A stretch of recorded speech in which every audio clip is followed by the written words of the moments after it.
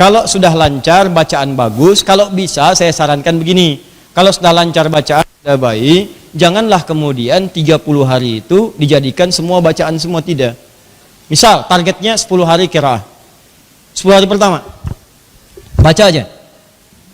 10 hari pertama. Jadi 1 hari 3 juz. Ya, 1 hari berapa? 3 juz. Bagi saja. Bagi ke waktu-waktu tadi yang saya berikan rumusnya, biar cepat, biar enak. Ya, biar terasa nyaman, ringan. Kemudian yang kedua, ada yang disebut dengan tilawah namanya. Tilawah. Ini lebih utama lagi dari yang pertama. Jadi kalau sudah lancar, sudah bagus ini, sudah selesai ini, diselesai, sudah beres, maka pindah pada yang kedua disebut dengan tilawah namanya. Tilawah. Ini levelnya lebih tinggi lagi. Kalau yang ini setiap hurufnya dapat 10, Ramadan bisa 100, bertepatan dengan malam Al-Qadar dapat lebih daripada 1000 bulan, maka yang tilawah ditambah lagi 4 kemuliaan. Tambahan dari yang pertama. Orang tilawah itu yang pertama pasti dapat. Karena orang tilawah pasti qiraah. Ya, apa itu tilawah? Tilawah itu baca, paham apa yang dibaca, memahami, mengkajinya, lu berusaha mengamalkan apa yang dipahami itu. Nah, ini kalau orang begini dijamin oleh Nabi di hadis Muslim. Kata Nabi, orang tilawah itu minimal akan dapat 4 tambahan dari yang pertama tadi. Yang pertama, nazalat alaihimus sakinah, hatinya lebih tenang. Makanya orang-orang yang baca Al-Quran dengan memahami terjemahan dan maknanya, itu lebih meresap ke jiwanya dibandingkan cuman baca tapi nggak paham isi. Coba antum baca misalnya yang pendek-pendek dulu, Ad-Duha misalnya. Wad-duha wad-daili idza saja. Anda pertama baca saja tanpa terjemah, tanpa tafsir. Yang kedua, baca terjemahannya, baca tafsirnya, maka sentuhan ke hatinya akan lain. Yang kedua itu akan dahsyat. Saya ulang ya, jika Anda memahami sampai ke artinya, sampai ke maknanya, maka sentuhan ke jiwanya akan lain, lebih dahsyat ya. Ini poinnya. Dan yang paling menarik tuh, mohon maaf ya, ini Anda sudah hidup berapa tahun sih? Belasan tahun, puluhan tahun, berapa kali Anda khatam Quran? Dari sekian yang khatam itu, berapa persen yang Anda pahami? Itu persoalan serius. Kan itu kita bawa dalam sholat. Makanya banyak orang sholat sekarang, di zaman sekarang, orang sholat tapi nggak ngerti bacaan yang dibaca dalam sholat. Celakanya Al-Quran yang dibaca pun tidak dipahami. Silahkan cek dari bacaan Al-Fatihah tiap hari 17 kali, berapa yang dipahami? Lain. Di satu ada ketenangan, yang kedua rahmat Allah, ghasyiathum rahmah. Yang ketiga, hafathumul malaikah, dinaungi malaikat. Jadi malaikat tuh kumpul. Saya tuh Masya Allah ya, kalau Anda punya nanti rencana, dan saya sarankan rencana akan ini, coba ambil setiap waktu misal, ya menjelang maghrib, menjelang buka, kumpul dulu semua. Anda bahas dulu lah, 10 hari selesai 30 juz, nah nanti 10 hari lagi buat tilawah. Misal, saya mau tilawah juz 30, jangan banyak-banyak dulu. Atau nggak usah banyak-banyak, dari Ad-Duha sampai ke An-Nas, baca. Lihat tafsirnya. Tafsir ini bagaimana, Ibnu Katsir bagaimana, ya Al-Maraghi bagaimana, ya Al-Baghawi seperti apa, Al-Baydawi bagaimana. Baca satu-satu maknanya apa, pahami. Itu akan lain suasananya. Tadabbur. Baca itu. Maka ketika Anda baca ini, kata Nabi, hafathumul malaika, itu akan dikelilingi oleh malaikat. Di keluarga cuma ada Anda, ada istri, ada anak 2, 4 orang baca. Tapi malaikatnya mungkin 40, 400, 4000. Kalau malaikat sudah di situ menjelang buka, hadir di situ, Anda berdoa sebelum buka, wah itu selesai persoalan Anda.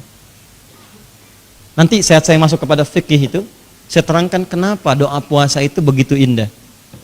Dhahabat dhama wabtalatil uruq wa thabatal ajru. Itu baru doa pembuka.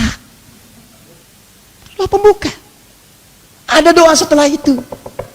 Dan jarang orang baca itu. Kalau Anda bacakan, tidak akan ditolak dalilnya.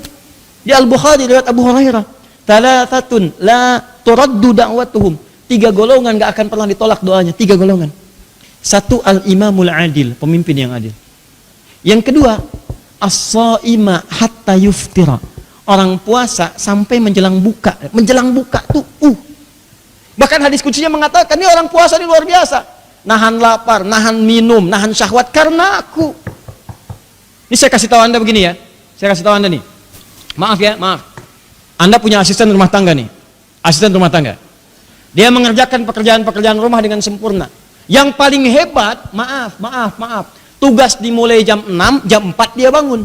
Habis subuh dia nyapu. Anda perintahkan bagian dalam, bagian luar dia sapu juga. Semua disempurnakan. Tiba-tiba begitu tiba waktunya, saat gajian, datang kepada Anda, Bu, Pak, dimohon maaf sekali. Ini anak saya yang bungsu mau masuk sekolah. SPP-nya kurang 100.000. Jika ibu bapak berkenan, bolehlah gaji saya sekarang bisa ditambahkan 100.000 atau dipotong buat yang bulan depan, buat SPP anak saya. Saya mau tanya pada Anda, apakah pada saat itu dalam kondisi Anda punya, Anda akan pinjami atau Anda akan berikan? Demi Allah saya katakan, Anda tidak akan pernah berikan 100.000, 500.000 Anda berikan. Nih, sampai berapa lama dia sekolah? Udah sekalian beresin sampai selesai. Kenapa? Karena itu ditunaikan dengan sempurna. Asisten rumah tangga bantu Anda sempurna, minta gajian Anda tambah. Anda itu hamba di hadapan Allah. Ibad. Pembantu aja kita itu, hamba. Hamba ini diperintahkan oleh Allah. Yang lain makan-makan dia puasa. Yang lain tidur dia sholat.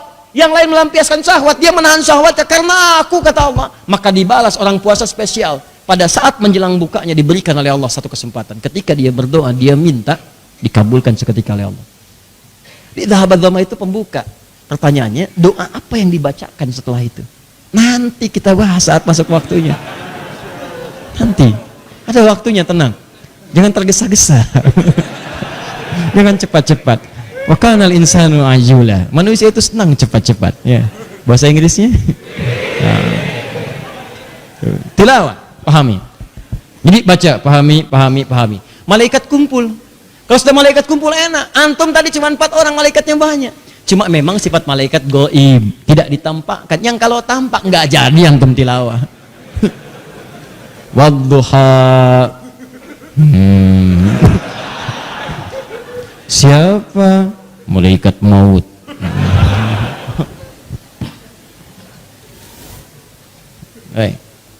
Mau ngaji? Iya, habis itu saya cabut. Jangan cepat-cepat nyebutnya ya. Ya, sudah ya. Nah, ini yang terakhir, wa dzakarahumullahu fiman inda, yang keempat. 1, diberikan ketenangan. 2, masih ingat? Rahmat, dinaungi rahmat. Yang 3, diliputi malaikat. Yang 4, wa dzakarahumullahu fiman inda. Orang itu disanjung-sanjung oleh Allah sampai selesai tilawahnya. Masya Allah. Antum disanjung-sanjung manusia, pengen banget sampai bikin sinetron tersanjung. Sanjung 1, sanjung 2, gitu kan? Tuh sampai selesai. Kenapa disanjung Allah Anda tidak menginginkan? Tilawah. Minta. Paham? Ini. Nah, ini misalnya agendakan 10 hari kedua untuk tilawah. 10 hari ketiga gunakan untuk menghafal. Ya, walaupun hanya 1 surat, agendakan. Saya mau kasih rahasia besar. 10 hari terakhir di bulan Ramadan itu yang waktu yang paling efektif untuk menghafal Quran. Saya ulang ya. 10 hari terakhir di bulan Ramadan itu waktu yang paling efektif untuk menghafal Quran. Nanti insya Allah untuk Ramadan kali ini spesial, kita akan langsung bikin satu program khusus untuk pendalaman At-Taisir. 10 hari terakhirnya saya akan maksimalkan.